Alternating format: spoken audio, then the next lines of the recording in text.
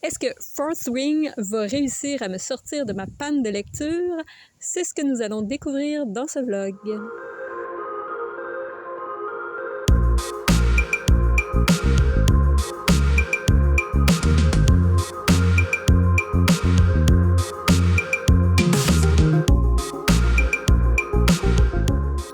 Cette année, j'ai eu une panne de lecture. Oui, je voulais consacrer plus de temps à mon écriture, mais la vraie raison, c'est que au début de l'année 2025, j'ai eu de très mauvaises lectures. J'en ai eu des bonnes, je dois admettre, mais je vois souvent le négatif, donc j'ai eu de très mauvaises lectures. J'ai aussi eu des événements négatifs dans ma vie qui ont fait que j'étais un petit peu déprimée. Donc, depuis avril à septembre, la seule chose que j'ai lue, c'est une fanfiction d'Harry Potter. C'était un plaisir très coupable parce qu'il y a une relation toxique là-dedans entre Hermione et Drago. Mais j'ai dévoré cette fanfiction. Merci à Cindy de la chaîne Filles de papier pour cette recommandation. Aujourd'hui, je me sens mieux émotionnellement, donc je voudrais me remettre à la lecture, sauf que j'ai peur de retomber sur un livre plate comme j'ai eu au début de l'année. Donc j'ai fait mes petites recherches, puis dans la fantasy jeunes adultes, celui qui revenait souvent, c'est Fourth Wing. J'avoue que le fait qu'il y ait des ennemis qui deviennent des amoureux a fait un peu pencher la balance en sa faveur. J'ai remarqué que ceux qui ont vraiment apprécié, on dirait ils réussissent pas à retrouver ces éléments addictifs dans d'autres romans de Tessie. Donc, je suis vraiment curieuse. Alors, je m'y mets. C'est parti! Je vais faire un petit résumé de Fourth Wing pour ceux qui ne connaissent pas. Violette veut devenir scribe comme son défunt père, mais sa mère, qui est générale d'armée, veut qu'elle devienne dragonnière. Mais pour devenir dragonnière, il faut que tu passes des épreuves mortelles qui sont assez physiques, tandis que Violette, c'est plus une intellectuelle qui est chétive, qui n'est pas musclée. Donc, elle a peu de chances de réussir. Et aussi, à part les épreuves, les autres participants ont le droit de tuer d'autres participants. Pour devenir dragonnière, il faut que tu te lies à un dragon. Mais en fait, c'est le dragon qui va choisir à qui il va se lier. Et ça se pourrait qu'il regarde une personne et qu'il trouve qu'elle est faible, et à ce moment-là, il va juste la calciner sur place. Donc, tout ça pour dire que c'est très, très difficile de devenir dragonnier, et sa mère exige qu'elle le soit. Donc, c'est les aventures de Violette dans son parcours pour devenir dragonnière qu'on va suivre.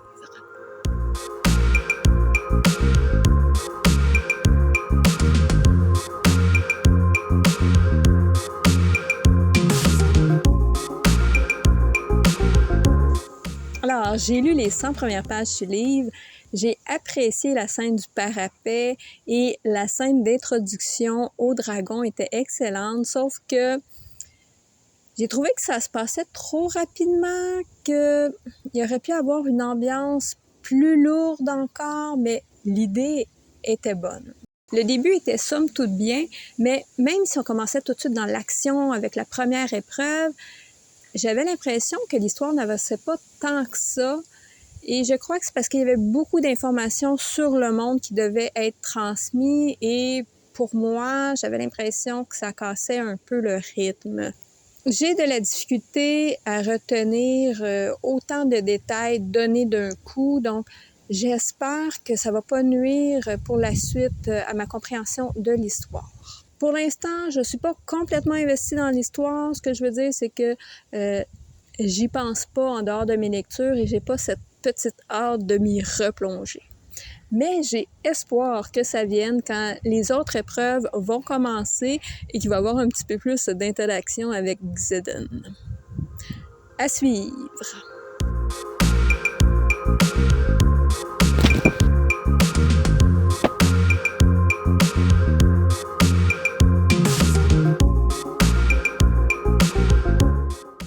J'imagine que je ne suis pas seule à faire ça, mais moi, les descriptions de personnages, là, c'est plus des suggestions.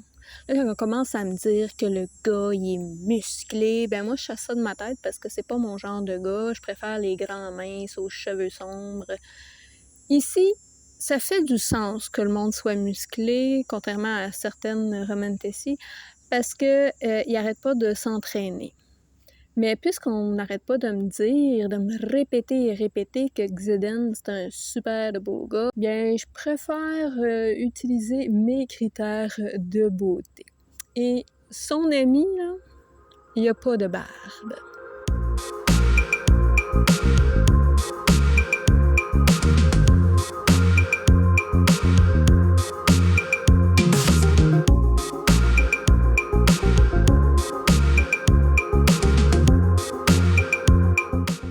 Je suis contente que la protagoniste, qui est une intellectuelle, ne batte pas tout le monde physiquement au combat. Elle va plutôt utiliser son savoir. Habituellement, j'aime pas trop les scènes de combat, mais ici, il y a une scène en particulier qui est bien amenée où la protagoniste n'est pas une badass comme certaines héroïnes aujourd'hui qui n'ont pas de défaut parce que ce sont des femmes fortes. Ici, la scène n'est pas juste là pour faire de l'action. On va avoir des questionnements sur les intentions de Xeden. D'ailleurs, j'apprécie sa personnalité et certaines de ses répliques. Je suis rendue à la page 150 et je peux dire que je commence à être un peu plus investie dans l'histoire.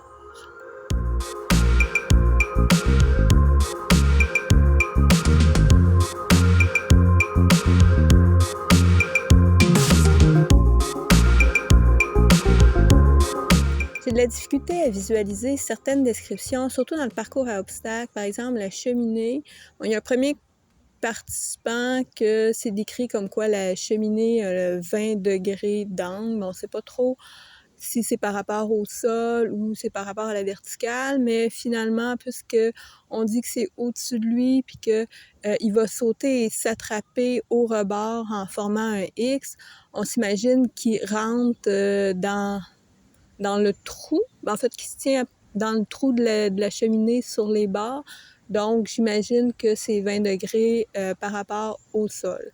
Mais là, plus tard, elle va arriver à la cheminée et à la page 181, je lève les yeux vers la colonne creuse que je suis censée escalader, puis je recule de quelques pas le long du chemin.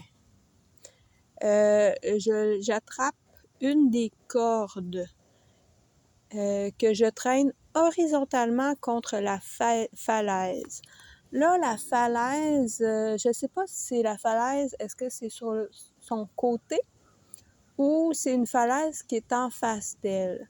Puis on ne sait pas trop, la corde qu'elle attrape est accrochée après quoi? Elle est hyper lourde, mais je parviens à en placer la partie inférieure sur la structure de la cheminée.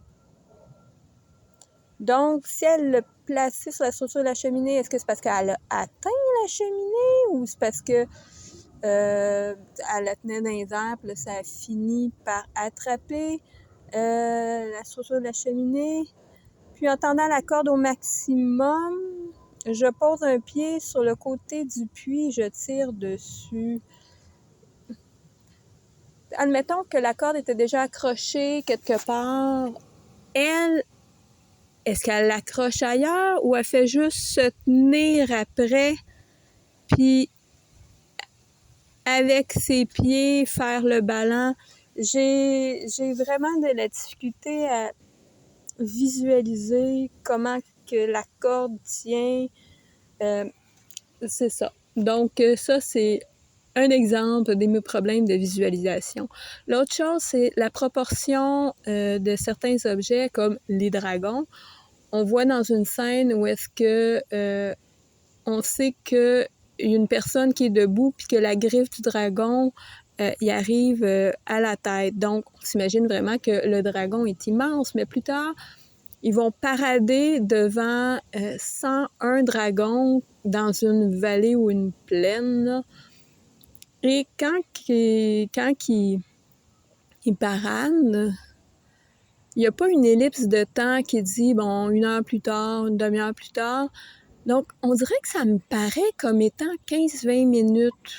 Mais s'il y a 101 dragons dans cet endroit-là, ça devrait être un endroit immense, puis ça devrait prendre beaucoup de temps à traverser, plus que 15-20 minutes. À moins que tous les dragons soient tous pactés ensemble, c'est... Bon, peut-être que les dragons, on les voit de loin parader, mais en même temps, quand je pense à la scène des brontosaures dans Jurassic Park 1, l'endroit était vraiment immense. Donc, en tout cas, ils n'ont pas paradé longtemps ou bien ils nous ont pas dit qu'il y avait une ellipse dans le temps, je sais pas. L'autre chose que dans les proportions, c'est encore le parcours à obstacles. On nous dit que les obstacles comme la cheminée sont très grands. Et quand on pense à une falaise sur une montagne, on s'imagine, en tout cas moi, je m'imagine que c'est très haut. Pourtant, quand ils sont au pied de la montagne, ils sont capables de voir parfaitement clair les autres participants faire le parcours tout dans les détails. Donc, soit qu'eux autres, ils ont des super de bons yeux puis qu'il n'y a pas de végétation qui les cache, ou soit que finalement, la montagne est pas si haute que ça. Ouais, j'ai un petit peu discuté avec les descriptions.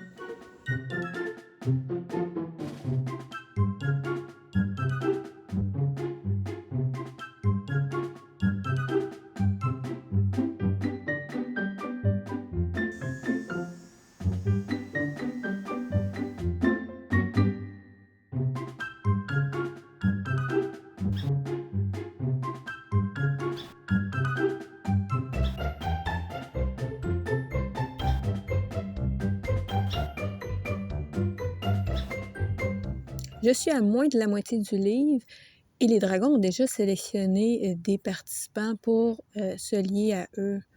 Je suis un petit peu déçue parce que je pensais qu'il allait y avoir plus d'épreuves. Et surtout, je vous rappelle que les participants ont le droit de tuer d'autres participants pour s'assurer d'être liés avec un dragon parce qu'il n'y en a pas assez. Et il n'y a pas eu vraiment de tentative d'assassinat, mais en fait, pas quelque chose de vraiment à répétition, de quelque chose de spécial. On la voyait pas fuir, essayer de se cacher. Donc, ce point-là, on nous a répété, les participants vont essayer de s'entretuer, puis ça a comme fait pouet-pouet. Je sais pas, il manque quelque chose. Mais là, maintenant que les dragons ont sélectionné les personnes avec qui veulent se lier, on nous dit que tant que le lien est faible, les participants qui n'ont pas eu de dragon pourraient vouloir tuer Violette. Là, je trouve ça un petit peu redondant. On nous dit, les participants vont vouloir te tuer, puis il se passe rien, puis là, ils vont vraiment vouloir te tuer. Fait que, j'ai hâte de voir si on va aboutir, puis qu'ils vont vraiment vouloir la tuer pour de vrai, là. Dans l'organisation, il y a des ailes qui contiennent des sections qui contiennent des escouades. Les gens de la même escouade ne peuvent pas s'entretuer, mais le reste peuvent. Je peux comprendre que les premières années veulent s'entretuer pour obtenir un dragon puisqu'il n'y en a pas assez, mais pourquoi c'est accepté que le chef d'une aile ou d'une section puisse tuer les premières années? Ils ont déjà des dragons.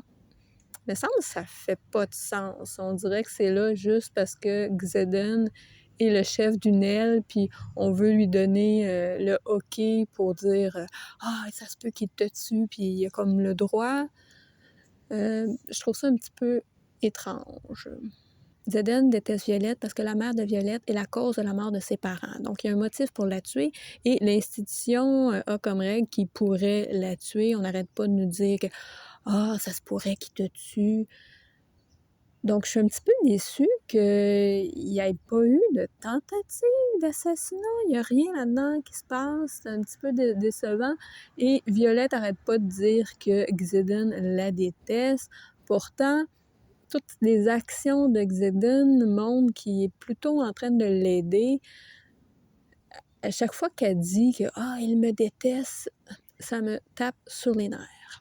J'avoue que j'ai un petit peu perdu l'intérêt pour l'histoire, donc j'espère que la liaison avec le dragon va être un petit peu plus captivante. J'ai l'impression qu'il va y avoir une proximité forcée avec Xeddon. Ce que j'ai peur, c'est que en ce moment, j'avais bien aimé ses répliques, mais c'est parce qu'on le voit vraiment pas souvent, Xeddon. Donc, il n'a pas eu le temps de me taper ses nerfs. Là, j'ai l'impression qu'on va le voir plus. Donc, j'espère qu'il ne changera pas de personnalité ou que ça va pas justement commencer à me taper ses nerfs. Donc, à suivre.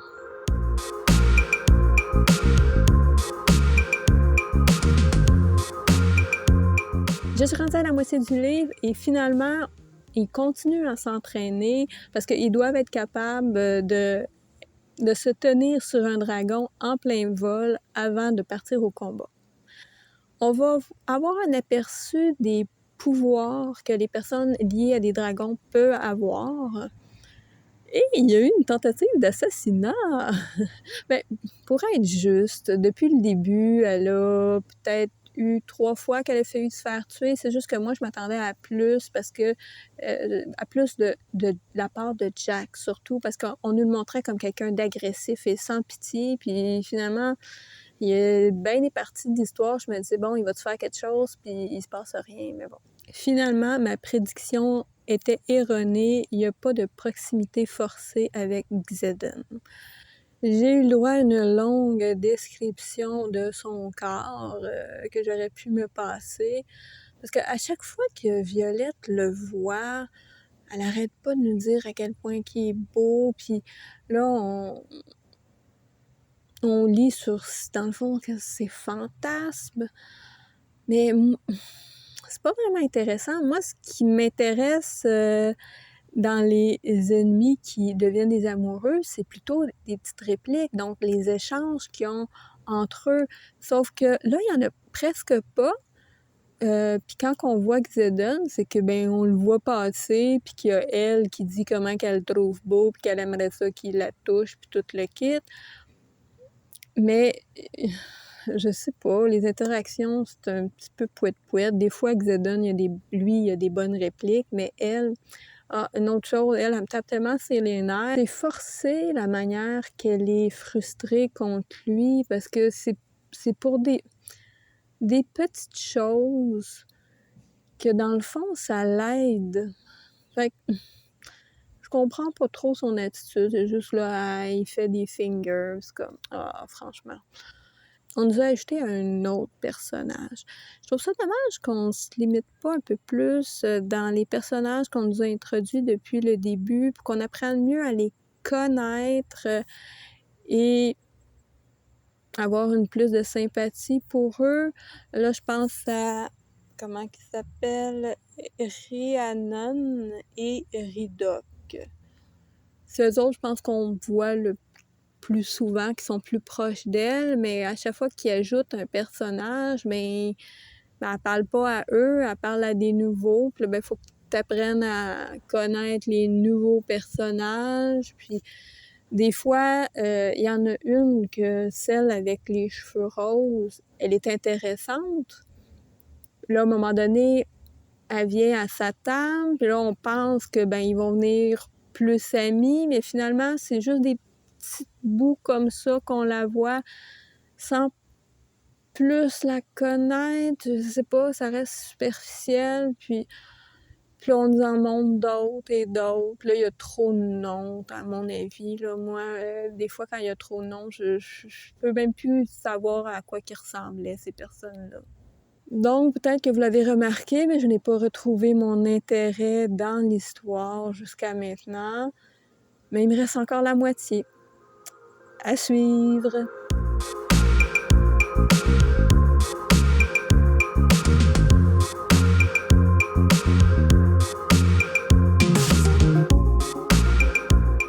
Je suis rendue à la page 400 et je suis encore déçue par l'histoire.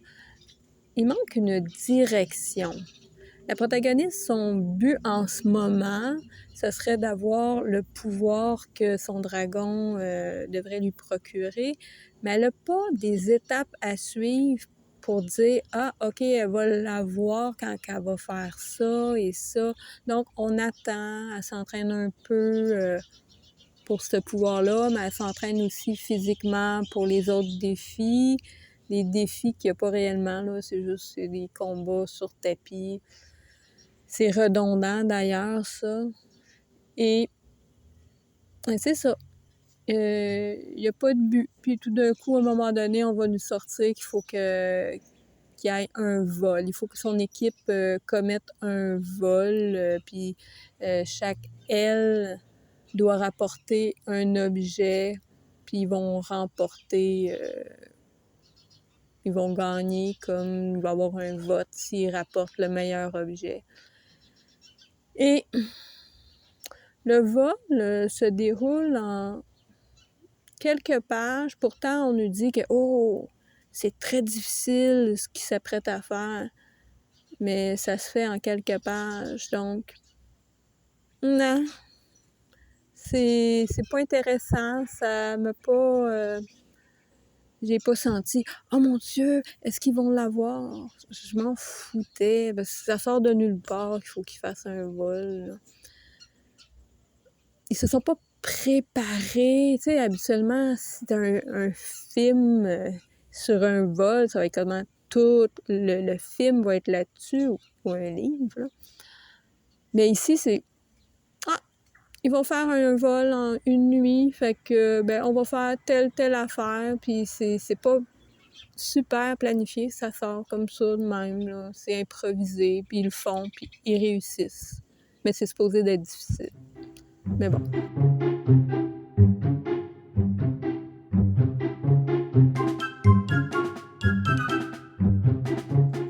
On a encore eu le droit à une crise de jalousie de son meilleur ami. Honnêtement, j'aime pas vraiment les triangles amoureux, surtout si un des deux garçons est là pour faire un contraste, pour montrer que, ah ben, finalement, le supposé bon gars, c'est lui qui est jaloux, puis qui est pas fait pour elle, puis que le mauvais garçon, finalement, c'est lui qui est gentil. Donc, ça me tape ses nerfs. On a aussi eu le droit à une scène avec sa sœur qui voulait remettre en doute Zeden, mais pas d'une façon intrigante. Donc, j'ai envie de l'abandonner. Sauf que je suis rendue à plus de 400 pages, donc il me reste moins de 200 pages. Puis on dirait que, je sais pas, j'ai franchi le nombre de pages ou le nombre de pourcentages où ce que l'abandonner, c'est déchirant parce que, je sais pas, peut-être parce que je veux marquer que je l'ai terminé dans Goodreads et Babelio, ou j'ai l'impression que si je le finis pas à ce moment-là, c'est que j'ai comme perdu tout ce temps-là, mais pourtant, ben, je vais en perdre d'autres si je continue. Et ça me fait penser, il y a un épisode de Qu'est-ce que tu lis de la chaîne Maps, où est-ce qu'il y a une personne qui a dit une chanson qui dure 3 minutes. Si elle t'intéresse pas, tu vas la sauter après 10 secondes. Mais c'est vrai. Pourtant, la chanson, elle dure juste 3 minutes, puis on prend pas le temps de la terminer, elle ne nous intéresse pas, on la saute. Mais un livre, ça nous prend des heures avant de terminer, mais c'est comme déchirant, puis... Honnêtement, une autre des raisons pour lesquelles je veux pas l'abandonner, c'est que j'ai commencé ce vlog-là. Ça m'a pris quand même un peu de temps de tourner tout ça.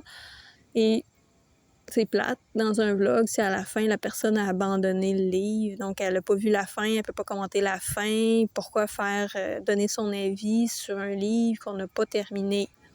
Malgré que ça en dit long si on ne l'a pas terminé, mais bon. Fait que je vais le poursuivre. Mais peut-être que je devrais essayer d'abandonner des livres un peu plus rapidement si il me plaît pas. Mais en même temps, je peux pas dire que à la première partie, j'avais l'impression que j'allais l'abandonner. Donc, j'aurais pas pu l'abandonner aussi rapidement. Donc, à suivre. Je suis enfin rendue à la page 605. La fin m'emmerdait vraiment. Donc, je lisais assez rapidement, puis des fois, je tombais dans la lune. Mais je me préoccupais pas vraiment de nécessairement revenir, relire des bouts au cas que j'aille rater quelque chose parce que je vais en reparler plus tard de tout ça, faire un petit condensé de qu'est-ce qui allait pas pour moi, mais c'est ça. Là, en ce moment, il pleut. Donc, je ne peux pas aller à l'endroit où je lis habituellement. Donc, il faut que je sois dans la véranda, ici. C'est un petit peu sombre, mais vu qu'il me reste pas beaucoup de pages, je crois que ça va aller. J'ai hâte de terminer.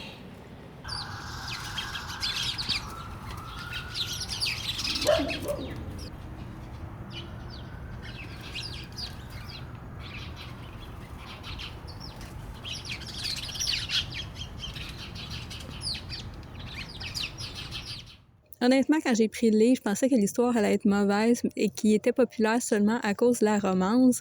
Mais je me disais, ah, ça sera un plaisir coupable.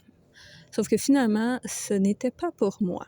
Il y a 3 raisons pour lesquelles j'avais pris ce livre. La première, c'est la popularité. Je ne sais pas pourquoi, il y a autant de monde qui ont aimé ça, puis que moi, j'ai pas été capable d'embarquer. Je pense pas que ce soit le groupe d'âge, parce que dans ma vingtaine, j'ai lu Harry Potter et c'est dans mes livres favoris et ça s'adresse à des adolescents. Pour ce qui est dans le jeune adulte, j'ai beaucoup aimé les 2 premiers tomes de La Passe-Miroir. Je pense pas non plus que ce soit à cause que c'est de la romantasy, parce que j'avais apprécié, j'ai eu de bons moments pour les tomes 1 de La couleur du mensonge, de ah, c'est son nom de famille. Erin Beatty. Et Angel Fall de Suzanne E. Et le dernier, c'était Un plaisir coupable. Donc, j'ai apprécié ces 2 romantasy, puis pour moi, Fourth Wing, c'était comme le summum de la romantasy, mais finalement, c'était moins intéressant que ces 2 livres-là. Donc, je dois garder en tête que la popularité, pour moi, ce n'est pas gage de succès. La deuxième raison pour laquelle j'avais pris le livre, c'est que c'est de la fantaisie. Donc, l'univers est correct. Il y a des dragons, puis les dragonniers ont des pouvoirs. Sauf que les dragons, on les voit pas si souvent que ça. Quand elle va être avec un dragon, ça va durer 3-4 pages, ça va être dans un test de vol. C'est sûr qu'à la fin, on voit plus le dragon, mais c'est vraiment dans les dernières pages. Puis le reste du temps, c'est qu'elle va communiquer avec son dragon par télépathie. Puis là, ben, je le ressens un peu moins que c'est un dragon, parce que c'est juste une voix dans sa tête, donc ça pourrait être la voix de n'importe qui. Donc, je réussis moins à m'immerser que « Oh, elle parle à un dragon ». Pour les pouvoirs, ça arrive quand même assez tard et la façon dont ils utilisent, c'est pas très intéressant. C'est ça. Donc, naturellement, un monde de fantaisie ne suffit pas. Il faut une histoire intéressante, naturellement. Et ici, l'histoire n'a pas de direction. C'est à la fois trop long, c'est qu'il y a des redondances, il y a des longueurs, et trop court. Il y a plusieurs sujets qui sont pas assez creusés, il y a trop d'idées, pas assez de temps. On pourrait dire la même affaire des personnages, il y a trop de personnages, pas assez de temps. Moi, j'aurais plutôt vu 2 tomes, ben, juste pour celui-ci. Je sais qu'il y en a, je pense que c'est une duologie. Mais en tout cas, j'aurais pris ce tome-là, je l'aurais séparé en 2. Le premier tome, ça aurait été elle qui s'entraîne, puis à la fin, elle se lie à son dragon. Donc là, on aurait eu plus de temps pour avoir des jeux d'assassinat, là, et pas des jeux, là, mais des tentatives d'assassinat. Et aussi, peut-être être un peu plus original dans les entraînements, pas toujours être des entraînements au tapis.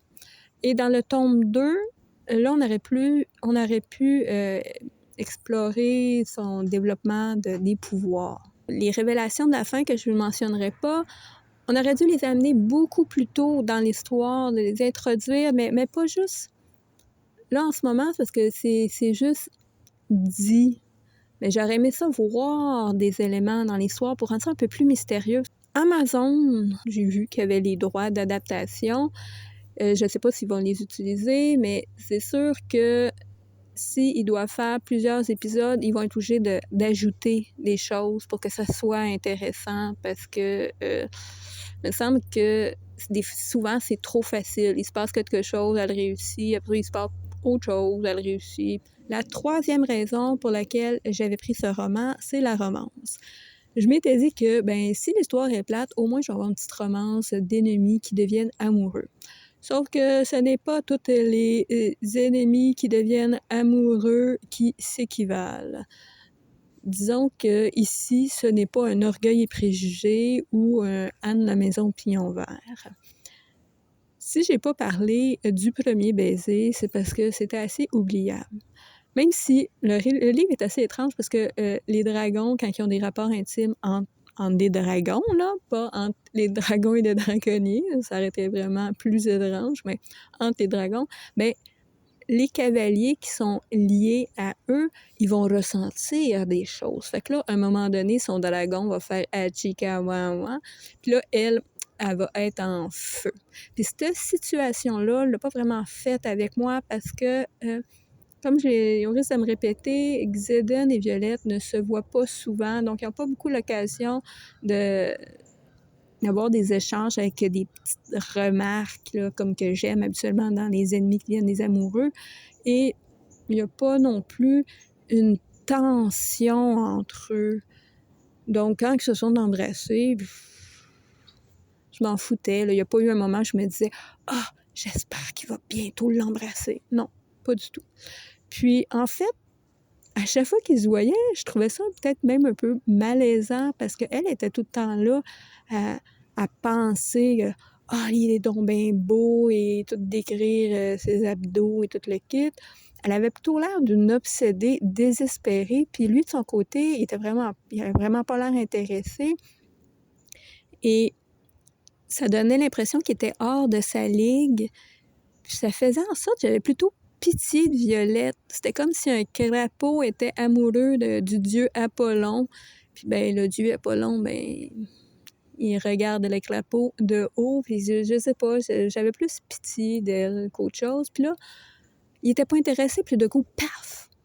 Il était intéressé. Fait que je trouvais que l'évolution de leur relation était trop aussi soudaine. C'était vraiment juste une attirance physique. Lui, il avait déjà fait des choses pour elle, mais elle ne reconnaissait pas ces choses-là quand ça l'arrivait, ce que je trouvais justement qu'elle était stupide de ne pas reconnaître ça. Ça veut dire que, de son côté, à elle, en tout cas, c'est vraiment juste physique.